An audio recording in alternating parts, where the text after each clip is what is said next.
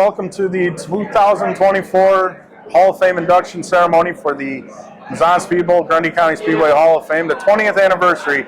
And with me right now I have Joe Albert and Mike Adams Jr. on behalf of inductee Mike Adams Sr. Joe, Mike, good to have you guys here. Good to be here.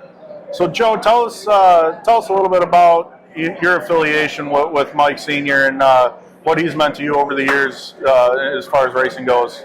Well, Mike was my uncle, and he was only like 6 years older than I am.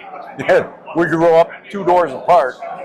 So whenever he first started racing go-karts as a teenager, I followed him into his beginning of his midget career. And which led him to the Joliet Memorial Stadium and then out here to the Grundy County Speedway. Did he ever see any time at the Speedbowl at all, or was just Mazon? Yeah. Yes, he started early enough to be raced at Mazon with no cages. And he, over the years, he drove for Don Barnett, which a lot of people would attribute a lot of his success to, the famous red and white number 16. And what are some of the memories you have of that car? Oh, geez, we went everywhere with the Barnetts, wherever they raced, and Mike drove. And that was the car he drove the longest in his career, was for Don Barnett.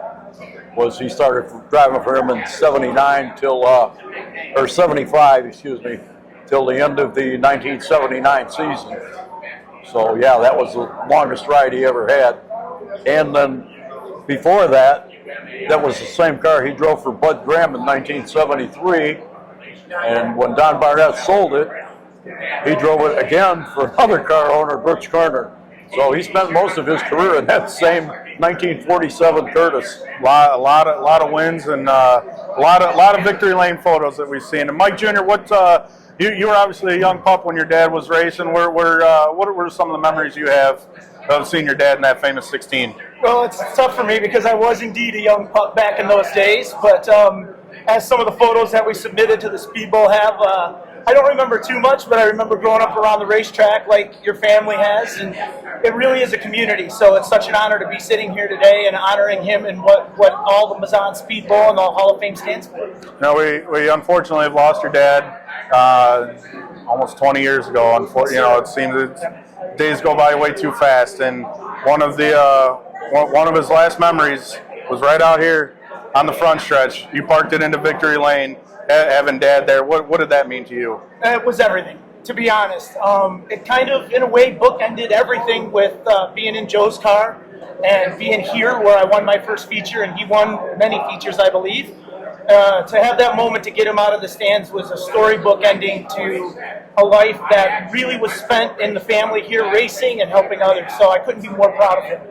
Well, fellas, it's a pleasure to have you guys here in honor of Mike Adams Sr. And we'll see you guys up on stage to induct him into the new class, the 20th class in 2024 Mazon Speedbowl, Grundy County Speedway Hall of Fame. Thank you, sir. Yep. Thank you so much. We appreciate you all do. Our next inductee is Mike Adams. As a youngster, Mike Adams wanted to be a race car driver, a midget driver. He loved watching his favorites, Bob Tattersall, Tony Bettenhausen, those type of guys, front runners. He got into a midget after racing go-karts in 1968. In his rookie season, Adams, whose nickname was Rabbit, would finish 15th in the UARA point standings. And back then, there was just a whole bundle of drivers that did a great job. I mean, I don't have the list here, but the names, Sweedler and Penns and West and etc., those were just some top-notch guys. Also, Bob Richards, wherever he went, he was one of them also. In 1971, he finished 11th in the points of UARA. Drove the Joe Mogus Chevy 2 car. He won his first feature race, first career midget feature win here at the Grundy County Speedway in September of 1971. He had a kind of a smooth style. He didn't jerk the wheel, kind of drove it really smooth and steady. And he caught the eye of car owner Don Barnett. That was a successful story. Don Barnett's midget and Mike Adams behind the wheel proved to be a winning combination. They won a victory at Waukegan Speedway in July 1976. made 17 feature starts in 1977 and ended up 11th in the points. Having some health issues, ALS, started to take Mike down a little bit as he had retired from racing, but his son, Mike Adams Jr., got behind the wheel now and started racing. And Mike Sr. was fortunate to see Mike Adams Jr. race several times in competition. Sadly, Mike Adams passed away in 2006 at the age of 62. So it's my honor today to induct Mike Adams into the Mazon Speedway Grundy County Speedway Hall of Fame, and to accept the award is his son, Mike Adams Jr.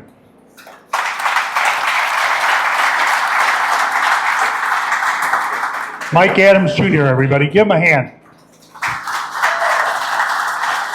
Thank you, everyone. Years ago, my father said, if I could count on my single hand the number of good friends I have in my life, I've lived a successful life. As I look around this room, folks in this room who saw him race and who were part of my life as the racing family are here.